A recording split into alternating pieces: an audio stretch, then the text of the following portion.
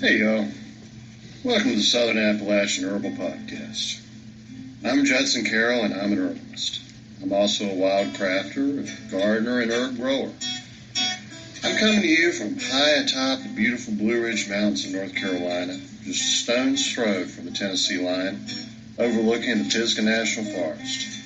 Absolutely surrounded by the bounty of God's green earth.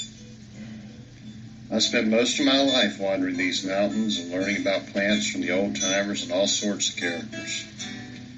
On this show, we'll talk about herbs and how to use them, how to find them, how to grow them, how to make preparations. We'll talk about a lot of things. We can also talk about permaculture, homesteading, foraging, and living off the land. Most anything, really. You can email me at southernappalachianherbs@gmail.com if you have a question or a comment. You can also contact me through the Grow Network, where I'm a regular contributor and a moderator for the forums. And my blog is, of course, southernappalachianherbs@blogspot.com.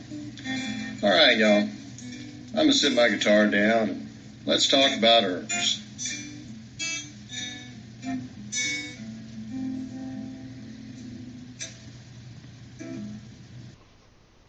Hey y'all, welcome to this week's show. It's a little late this week. I took some time off for Easter, and I hope you did as well and had an absolutely wonderful Easter.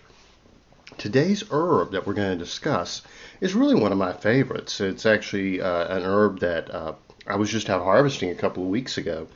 It's Oregon Grape or Barberry. These are herbs that contain a large amount of berberine, I guess is the correct way to pronounce it. They have wonderful antiseptic properties, antifungal properties, so good for the liver. And I'm going to get into those in a minute. I am particularly fond of the Oregon Grape. You would not look at Oregon Grape and regular Barberry and think of the same plant, but they actually are cousins. They're very closely related. They look very different.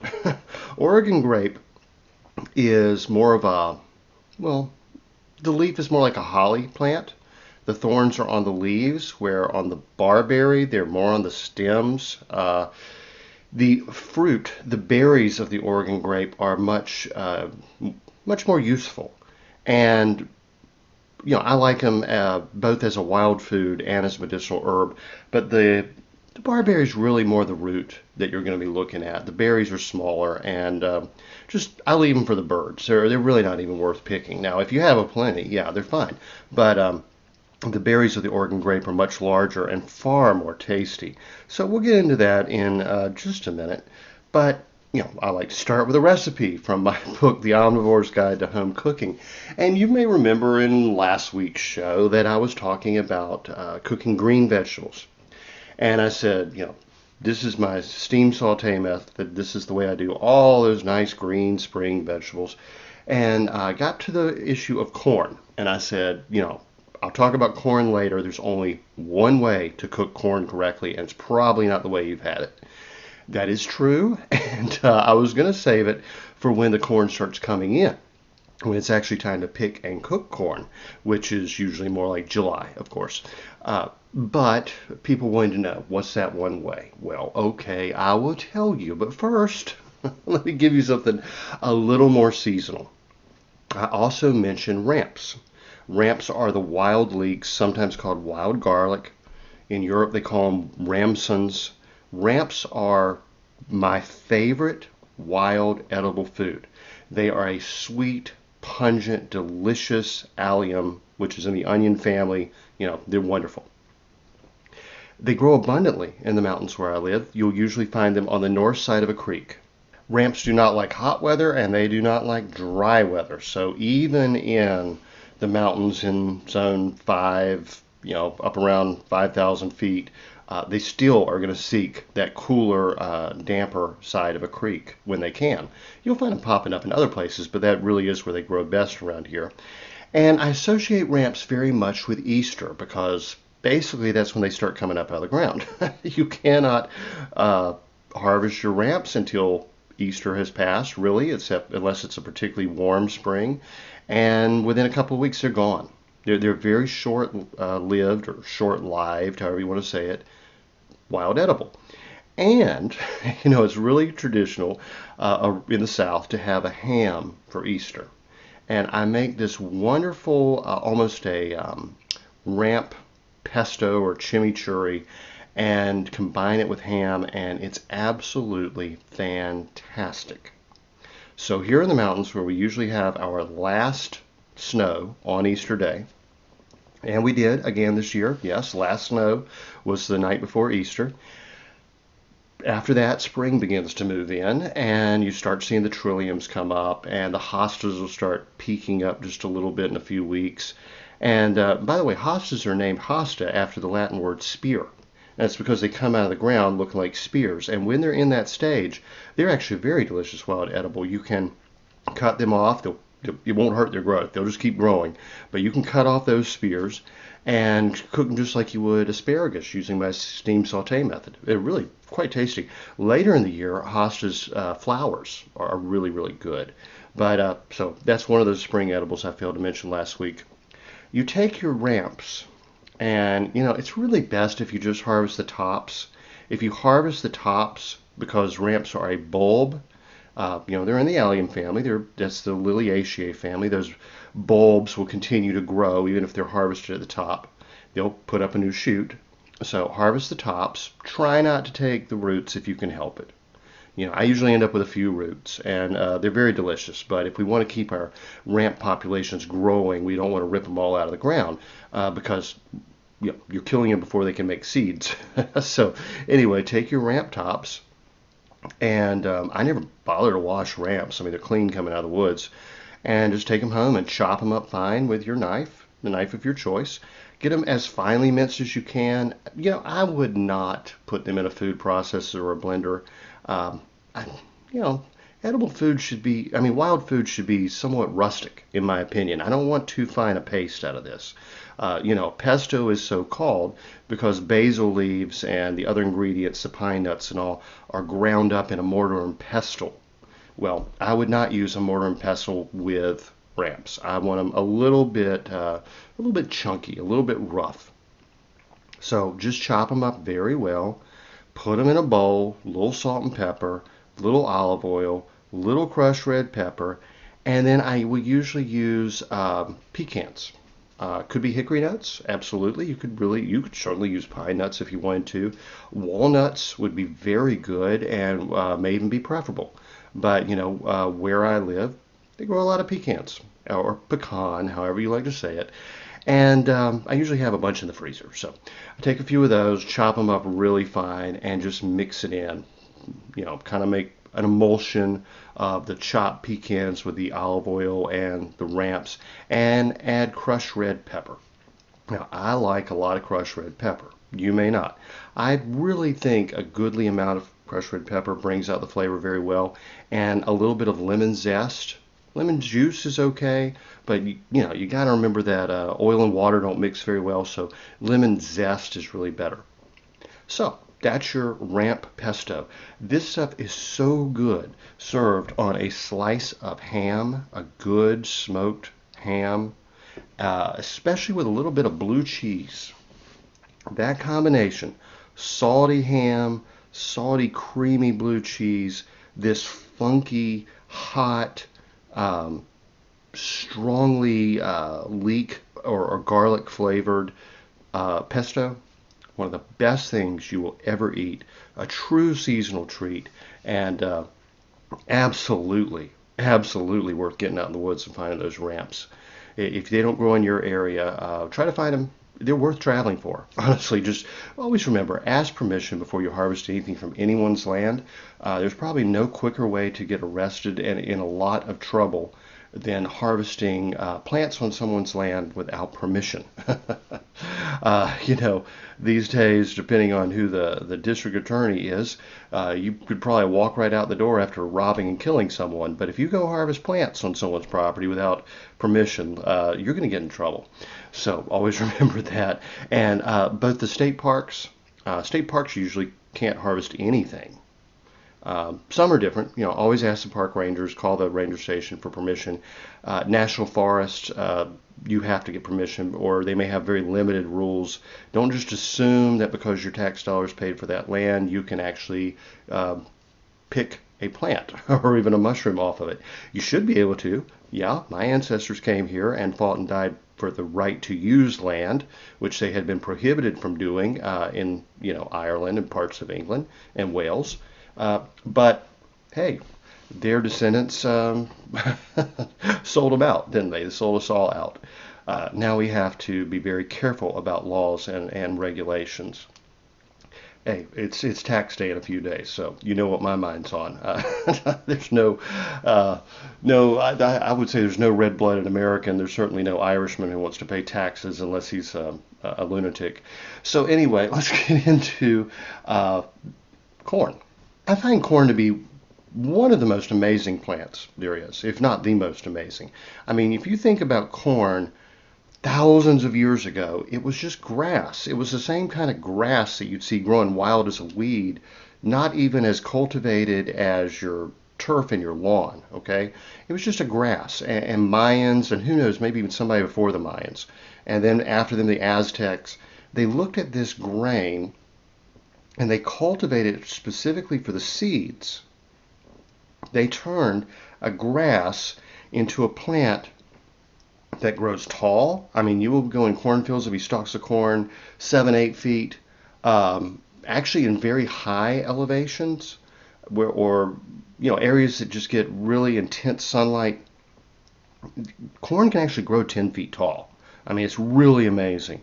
That's a grass. It started out as probably something 3, 4, 5 inches tall, and it's going to grow these seed pods, these ears of corn that have kernels on them, the size of the end of your finger. When you go out and look next time at your crabgrass or whatever wild grass you've got growing around that you probably think of as a weed, and look at how tiny those seeds are. When that seed head comes up, they're smaller than chia seeds. I mean, they're just little tiny black specks. It was pure, utter genius for these folks down in South America and Mexico to look at that corn and really discover the science of plant genetics thousands of years before the Europeans did. I mean, that is a huge contribution to humanity and literally one of the natural miracles and wonders of the world. That enabled those people to build huge empires when, most of our European ancestors were living in caves and trees. It's really pretty amazing when you think about it. And then over time, they discovered nixtamalization, taking that bland, hard, what we would now call dent corn, as opposed to sweet corn, the corn that's grown, more for grain and animal feed, and soaking it in a solution of wood ashes and water. That makes lye. The lye would make the corn more digestible, the nutrition in the corn more readily available. When the Portuguese and Spanish originally kind of conquered that area, they began incorporating a lot of corn into their diets, and they started suffering from malnutrition. They had not discovered the secret of nixtamalization. You take that corn and you soak it into lye water, it becomes what we call hominy in the South. We then turn hominy into grits. Well, the folks down in Mexico and South America would grind that up and make those delicious tortillas, tacos. I mean, the ancestors of, obviously, tacos and enchiladas and burritos and all the wonderful food, the empanadas, and well, that's actually more of a wheat flour. Anyway, it doesn't really matter. What I'm saying is this was the ancestor of entire cultures. I mean, this is the ancestral food of entire cultures and the ancestor of so much of our best modern cuisine. I mean, I'm a Southerner. I cannot live without my cornbread and grits. And had it not been for these, Mayans and such, thousands of years ago, having this just absolute botanical genius, there probably would not be an America. I mean, when our ancestors came here, they couldn't grow a lot of wheat. I mean, they had to rely on what they could grow, and that was corn. And whether it's, cornbread or Johnny cakes or hoe cakes or grits or gruel or whatever you want to call it, without that, they wouldn't have lived. I mean, they would have died. They would have starved to death had it not been for the native grain they found here, which was corn. Corn is just, like I said, I find the history of corn remarkably fascinating, and the botany of corn, the genetics of corn, just mind-blowing. So, given my respect for corn, how should one eat corn? Well, the very worst way to eat corn is probably the way you've had it most of your life, which is to, buy usually corn when it's in season or get it frozen or whatever, and shuck it and boil it in water.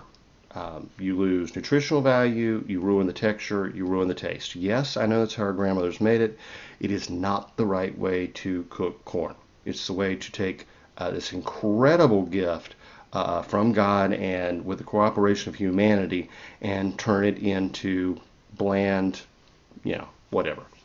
The best way to do corn is, very interestingly, exactly the way Nero Wolfe's Rex Stout described it. Rex Stout was a great author in the early, mid 1900s. He wrote so many wonderful mystery novels. They're the Nero Wolfe series.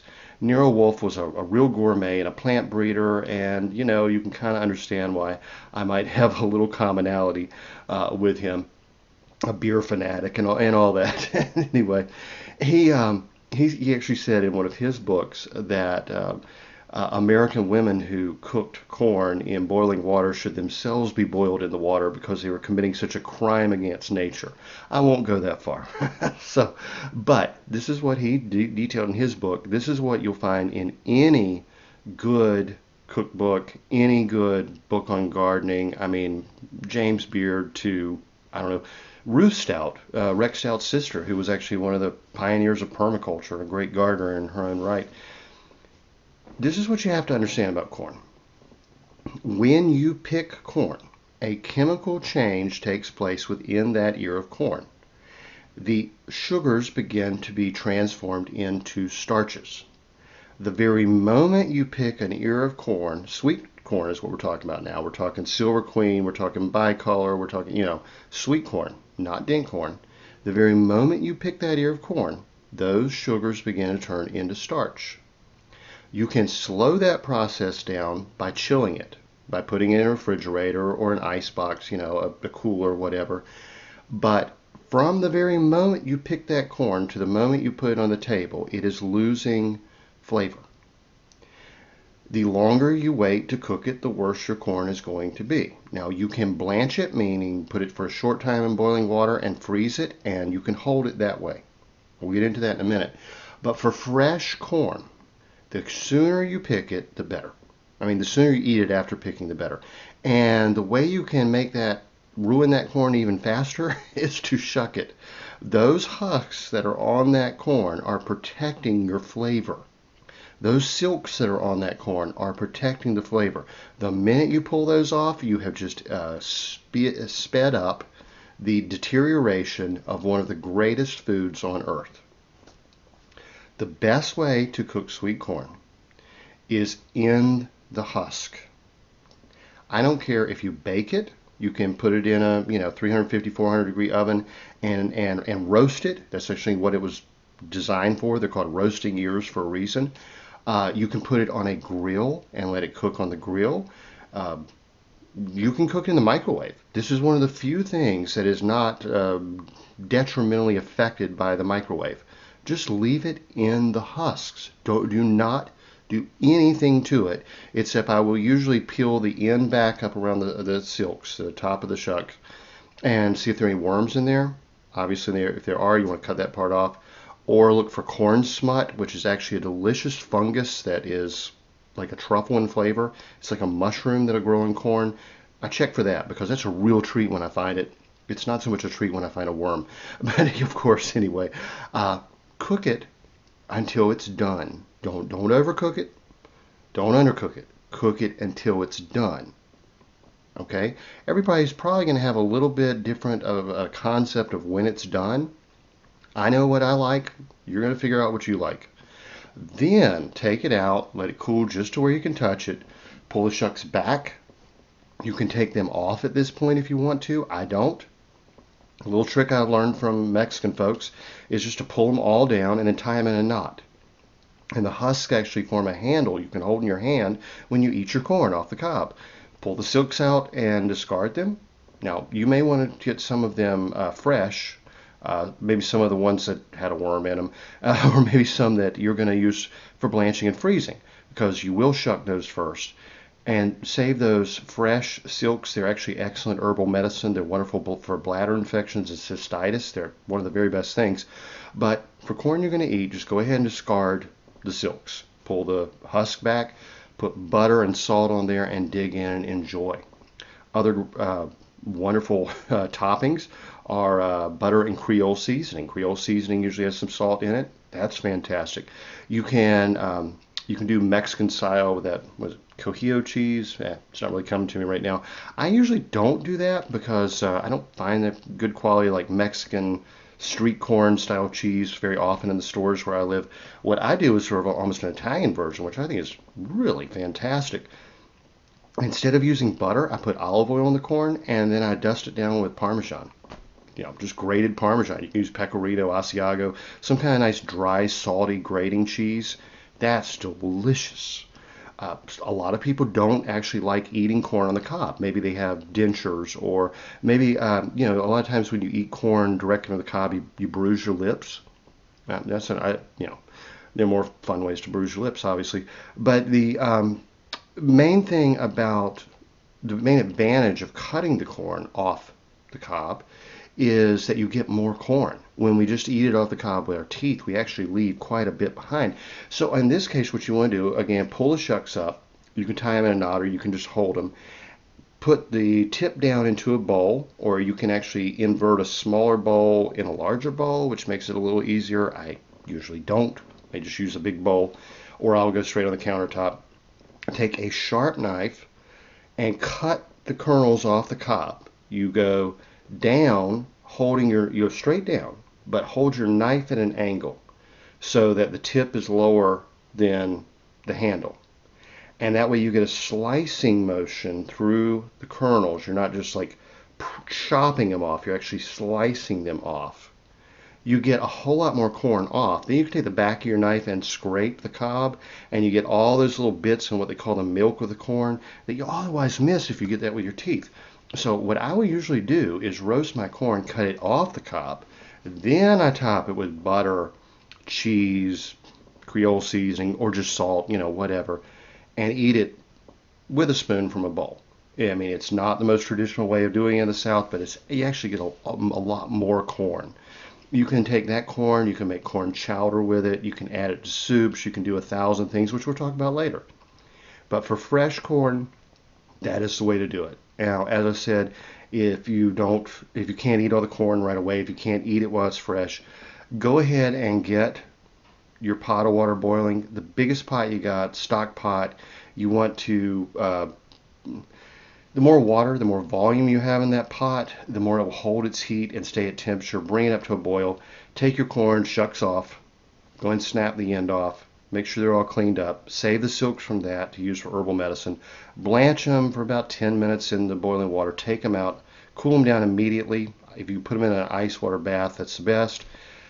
Put them in a bag and stick them in the freezer. And that corn will be 90% as fresh corn when you're ready to take it out and cook it and eat it.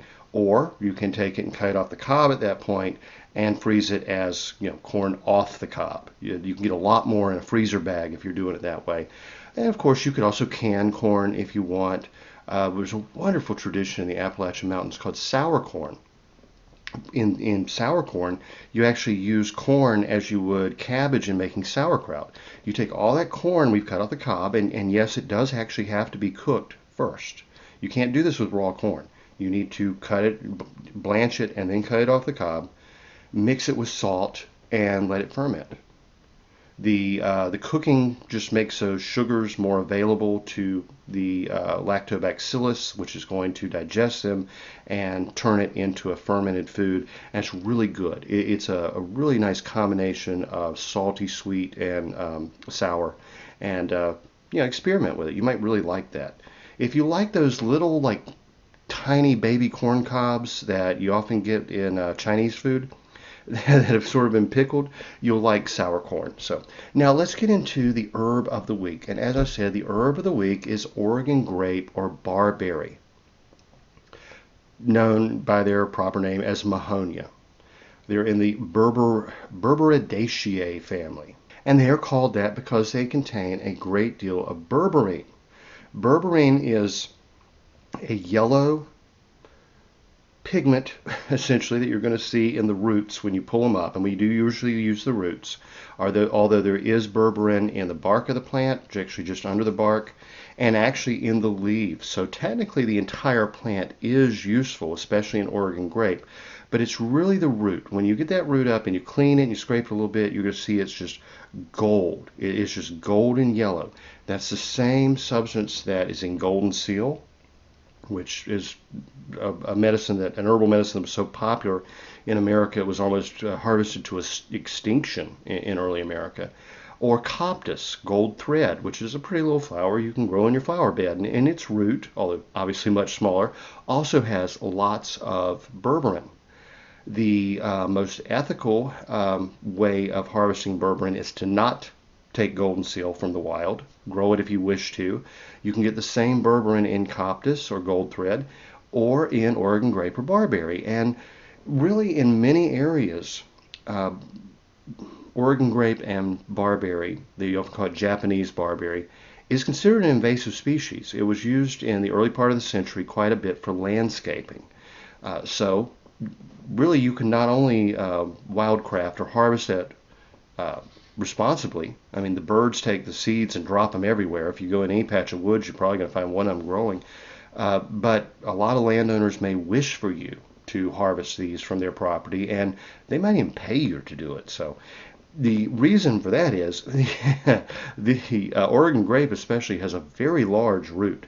It's very difficult to get a good sized one up out of the ground, and roots left in the ground will grow new plants. So be prepared for a lot of work. One of the best herbalists living today is a guy named Seven Song. Seven Song's a real hippie, a real green environmentalist type guy. And it really shocks people when he says the best way to harvest Oregon grape is to hook a chain to it and attach that to the back of your vehicle and rip it out of the ground. That just does not fit with the, peaceful, long-haired, flower child type of rainbow tribe image he has going. But he's absolutely right, because to get a big one out of the ground, you may actually damage your vehicle trying to pull it up. That root can seriously be deep in there and really complex and hard to get out. I will usually harvest smaller plants. I like to use a hori-hori knife. The hori-hori knife is it's a Japanese gardening tool. It's essentially a knife about a foot long, I guess, maybe even a little longer, with a scalloped blade that's like a spade, right? So it's a combination between a knife and a spade. It has just a simple wooden handle, and you carry it on your belt, and when you see something you need to dig up, you just pull it out, plunge it into the ground like a knife, and then scoop whatever you want out with the spade side of the blade. Great tool, by the way. They're terribly, tough. They're almost indestructible. They're really good. Definitely better than any little garden trowel or something you're going to buy at a garden center, made in China, going to break off at the handle in a couple of weeks. A hori-hori knife will last your lifetime and probably your kids' and grandkids' lifetime. And there are a couple of good brands on the market. They usually run, I don't know, maybe 20 a piece. I mean, they're not a super high price for an investment of that quality. I don't think.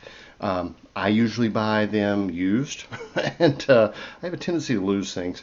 So if I get a hori-hori knife for like 10 or 11 bucks, I'm thrilled, So I will harvest Oregon grape. Like I said, the birds drop the seeds. They eat the berries and drop the seeds everywhere.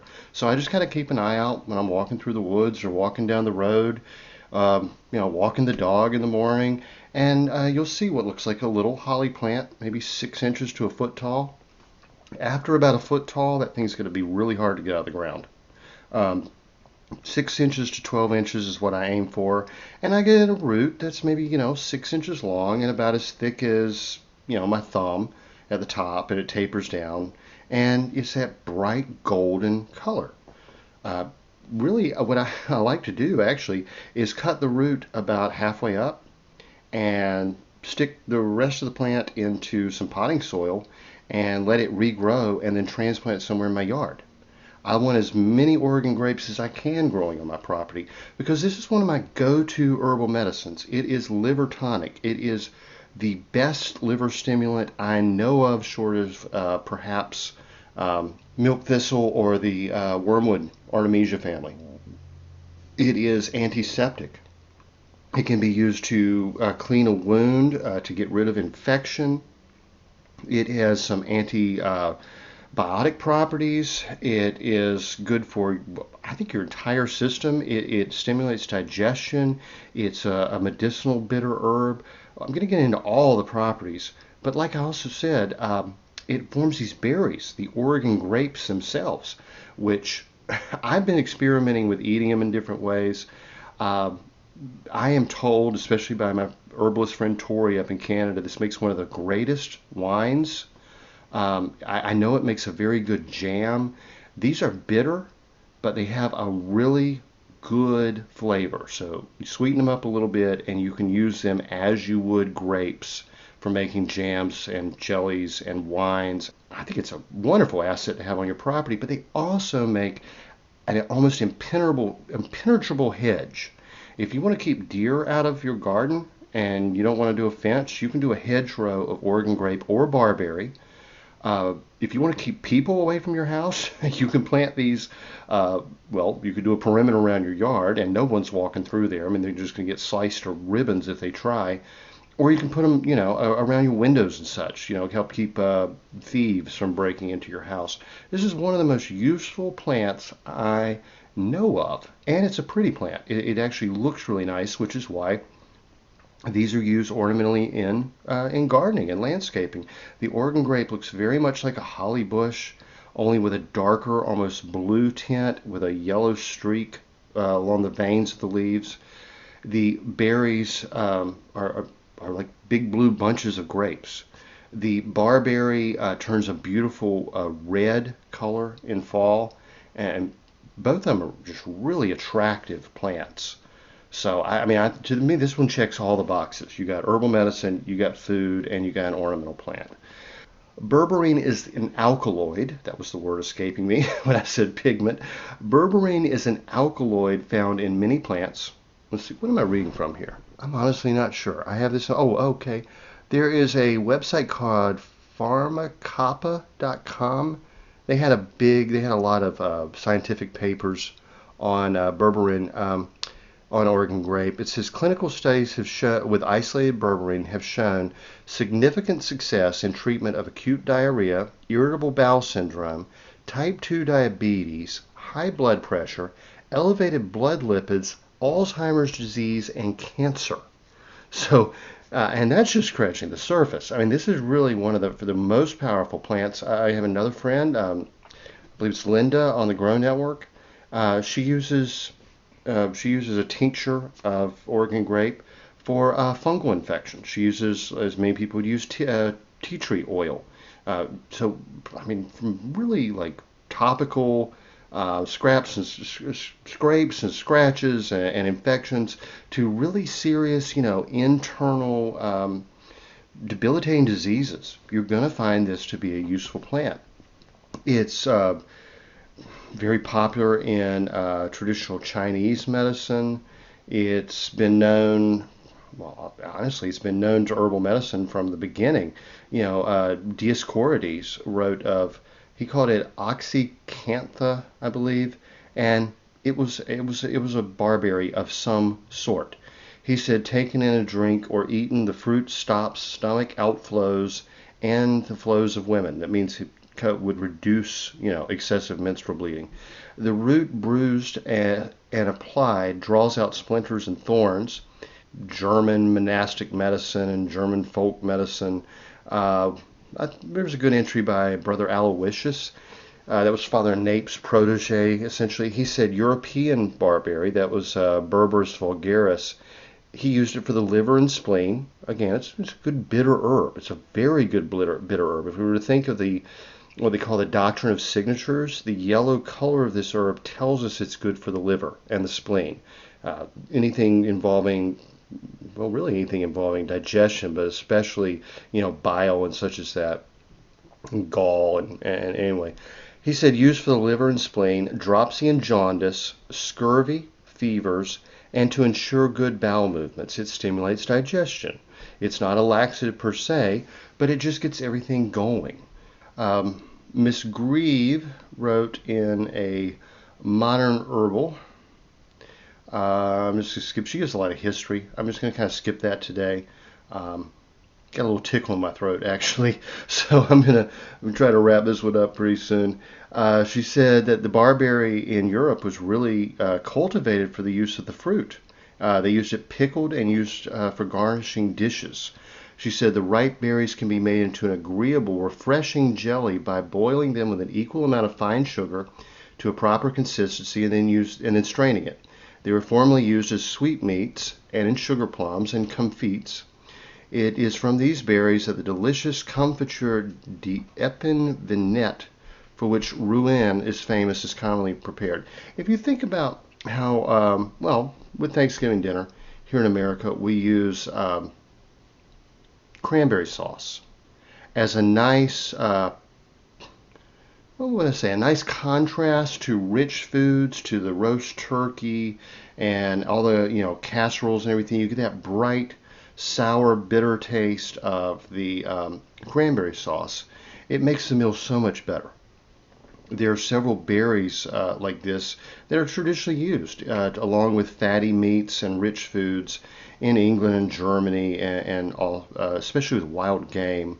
And barberry was very popular, and it would be honestly one of the finest garnishes I can think of putting along with such a meal. But she was saying it's also used in sweeter dishes as well. Like I said, you got to put in a lot of sugar to counter the bitterness if you don't like a lot of bitterness. And she mentions that in Italy it was known as holly thorn and was used in the same way. She says the chief constituent medicinally was the berberine in the bark, and she goes into some detail about that. But she says medicinal action and uses. It is tonic, meaning it stimulates digestion, I think in this case. Purgative and antiseptic, and I think by purgative she's saying again about how it stimulates the bowel movement function, I guess I should say. It is used in the form of a liquid extract given as a decoction, an infusion, or tincture. So you can make a tea of it, you can make a tincture of it. It's useful in many different ways. You can use it as a poultice. It's one of the easiest used of all herbs. And it was also used as a salt using the isolated alkaloid. This would be in the pharmacies of her era. It is a bitter stomach tonic. It proves an excellent remedy for dyspepsia, that's indigestion, essentially, and functional derangement of the liver. Now, that's a liver that's not working properly. That's an inflamed liver that could even be, the beginnings of liver disease. It regulates the digestive powers, and if given in larger doses, acts as a mild purgative and removes constipation. It is used in all cases of jaundice. Jaundice is when the skin becomes yellow due to poor liver function, general debility, and biliousness, and for diarrhea. So basically all digestive issues and liver issues. She said it also possessed febrifuge powers, which means it's good for, she said specifically intermittent fevers. That would have been more like malarial fevers. But it's good to use for fevers, and an excellent gargle for sore mouth or throat. It has those antiseptic properties, but also an astringent property. Has a little bit of tannin in that bark as well. She said it was good, a lotion made for it, for its good application for cutaneous eruptions. She's basically talking skin issues. She said the berries contain citric and malic acids. They possess an astringent and antiscorbutic property. That means they had vitamin C, which would help prevent scurvy. They are useful in inflammatory fevers, especially typhus, bilious disorders, scurvy of course, and in the form of a jelly or a very refreshing and irritable sore throats, for which also a syrup of the berries is made with water. Proves an excellent astringent gargle. She said the Egyptians are said still to employ a diluted juice of the berries in pestilential fevers, and Simon Pauli, relates that he was cured of a malignant fever by drinking an infusion of the berries sweetened with sugar and the syrup of roses. That would be a wonderful combination. She gives a recipe actually in her book for barberry cough drops, and I won't give that here. Her book's a modern herbal. You can find a good used copy cheaply, or the whole thing's available online for free. So look for Maud Grieve, a modern herbal, and you can get that recipe. There's no use in me trying to give you a fairly complex recipe verbally. She gave a recipe for barberry tartlets, which I have to try. I love tarts. You know, I am part French, and the French go crazy over fruit tarts. I don't know what it is about our heritage, but let me tell you, you put any kind of apple, pear, peach, any kind of berry, a little bit of apricot preserves in a pastry crust, and we'll fight you for it. That's just all. I mean, seriously. She gives some various barberry candies, what they call dried sweetmeats or sugar plums. I mean, how good would that be? But they're also recommended to be used medicinally for people with fevers and different. Golden seal was actually a very popular flu remedy, so you can see how this would work sort of interchangeably. Oh, and then looking at Native American use, there's several sources. Cloverleaf Farms Herbal Encyclopedia, which is also available online, by the way, mentions that Native Americans used a decoction of the bitter-tasting root for appetite and for appetite loss, they said specifically, and debility. That just means weakness due from sickness. It stimulates the appetite. It just gets things going. In the 19th and early 20th century, Oregon grape was prescribed as a detoxifier and tonic. It was an important herb in the physiomedicalist movement, who based their theories on a combination of Orthodox and Native American practices. Very interesting. The physiomedicists are very much related to the Thompsonians and the eclectics. These were really smart people who brought with them a tradition of European and British, especially, herbal medicine, and realized they didn't know all the plants in the New World, and they started learning from Native Americans and incorporating those plants. That's kind of where you get that name, like eclectic. It means combining those traditions, and really that's the foundation of what I do as an herbalist. It's the foundation of what many of us do who have a traditional Appalachian or New England or even Midwestern herbal tradition. It is that combination of the traditions, and whatever you want to call it, you can just call it American herbalism, because this is the melting pot. But it's obviously very true for Canadians as well, and folks in Mexico and South America. So call it what you will. It's a combination of the European and indigenous traditions. And it's said that Oregon grape was also used as a jam by Native Americans. By the Catawba Indians, which are native to my area, it was used specifically for peptic ulcers. It was also used as a flavoring for stew and pemmican, and a lot of edible uses as well. The Blackfeet peeled the root and dried it and made an infusion to stop rectal hemorrhage and dysentery. What else have we got here? I mean, I think you're starting to get the idea of this herb. Maybe I don't need to go into too much more historical use. We can look at King's Medical Dispensatory of 1898, and you'll know what a doctor was using it for in America at the time. It was known as Mahonia, as I said. That's usually Oregon grape, but could also, the others can be used somewhat interchangeably. They get into a lot of the chemical information about the alkaloid berberine. I mean, this is a professional pharmacological manual. So It's not, written for the layperson, I guess you would say. But specifically, they said the agent, they mean berberine, has been extolled as an alterative. That means something that gradually brings you back to health, and tonic, which also means about the same thing, but usually also means it stimulates the appetite, and has been recommended in syphilitic affections, syphilis in other words, psoriasis, because the liver has such a relationship with the skin. When you stimulate the liver, or help with liver dysfunction, it usually helps skin issues. Cutaneous affections, which means skin diseases, various maladies. Excretion and secretion are promoted by it. Digestion and assimilation are improved. The lymphatic glandular system and the ductless glands are stimulated. The renal secretions are somewhat augmented. It acts as a blood maker, a blood builder. It increases the red blood cells. Is therefore a remedy to oppose depraved conditions of the bodily fluids. Essentially, that means when you've been really sick and everything's messed up. There's my layman's take on that one for the day. Let's see. They talk about how it can be substituted for golden seal, which at the time was probably one of the three most popular herbs in America, along with ginseng and sassafras. A lot of uses. I'll just put it that way. A lot of traditional uses. So let's just get into modern uses as described by Plants for a Future. Let's see, medicinal uses of Oregon grape. Oregon grape is often used by several native North American tribes to treat loss of appetite and debility. Its current herbal use is mainly in the treatment of gastritis and general digestive weakness, to stimulate the kidney and gallbladder function and reduce catarrhal problems. Catarrhal is congestion. The root and bark is alterative, which we discussed, blood tonic, cholagogue, diuretic, laxative, and tonic.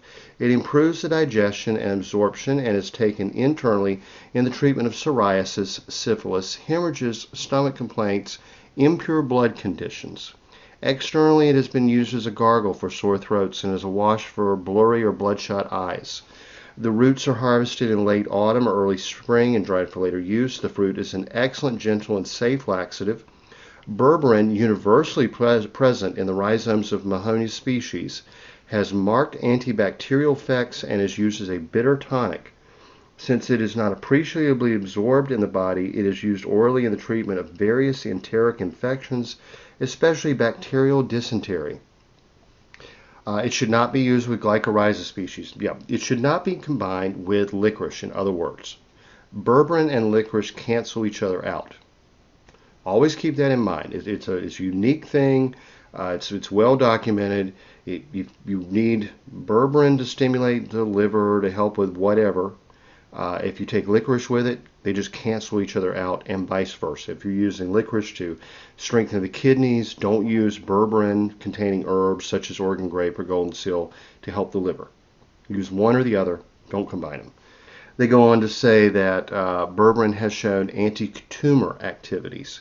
And they give some nice information on how to grow it. It's actually a very weedy plant. If you have it growing, just transplant it where you want. Like I said, you can cut off 3/4 of the root and it's just going to grow back. Some of the leaves will die off, but it's going to come back. The seeds self-propagate. Birds will take care of it. Just super, super simple.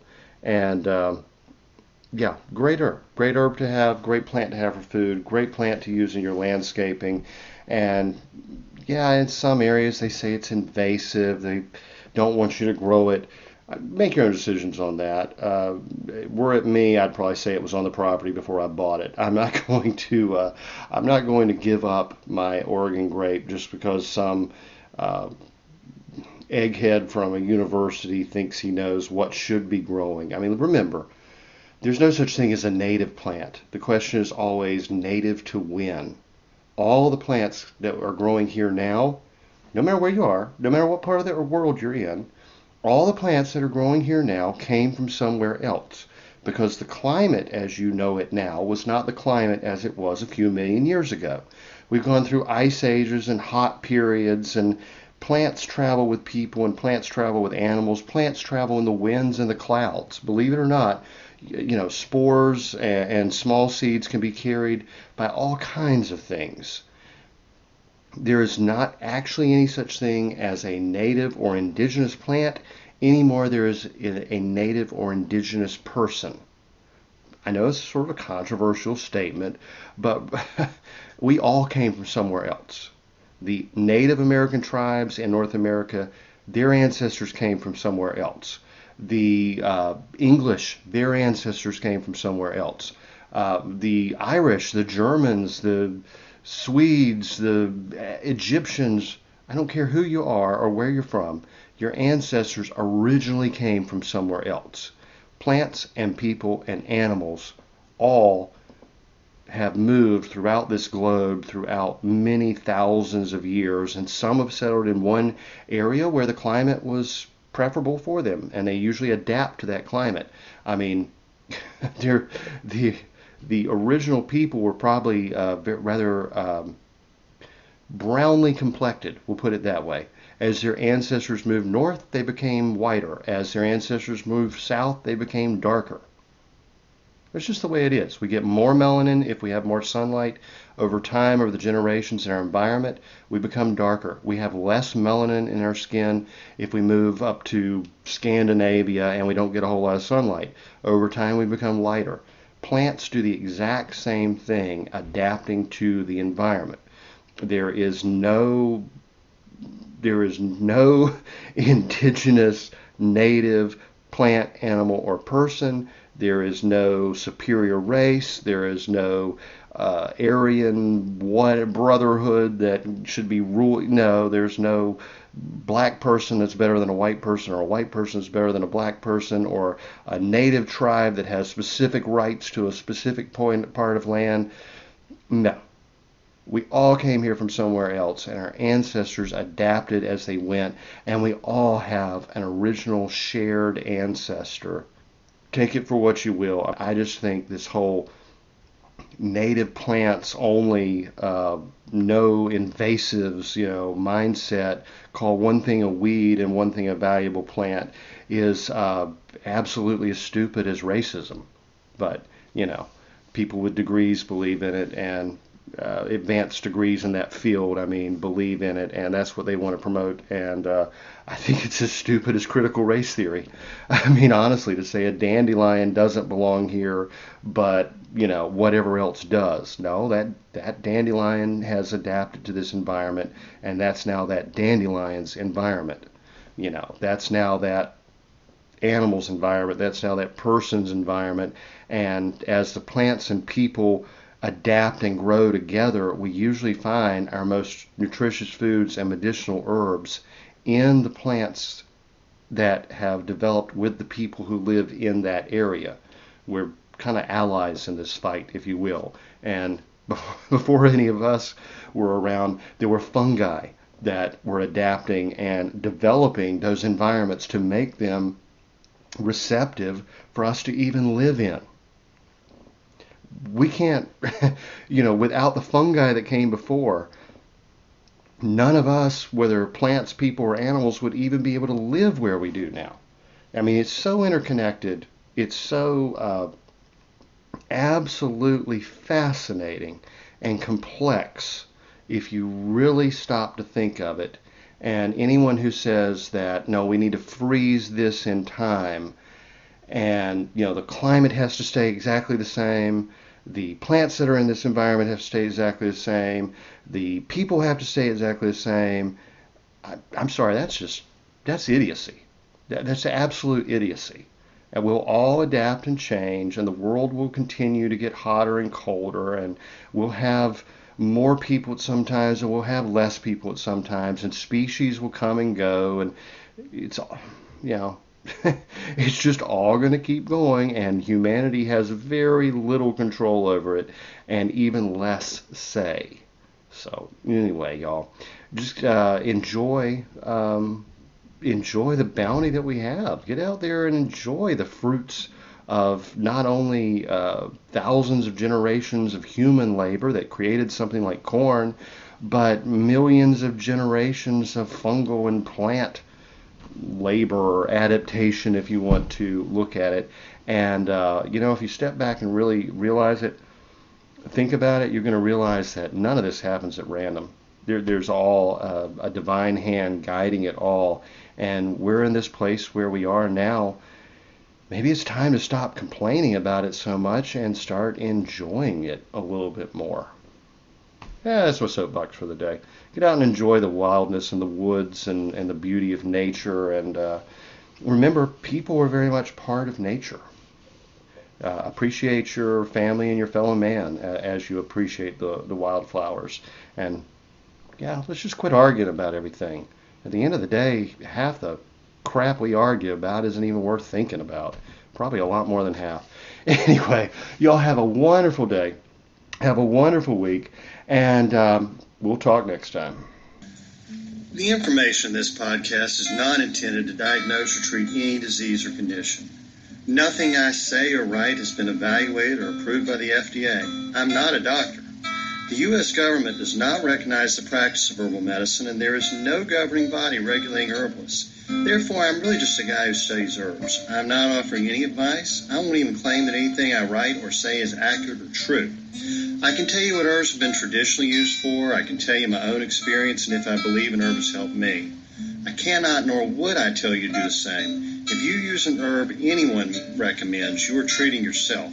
You take full responsibility for your health. Humans are individuals and no two are identical. What works for me may not work for you.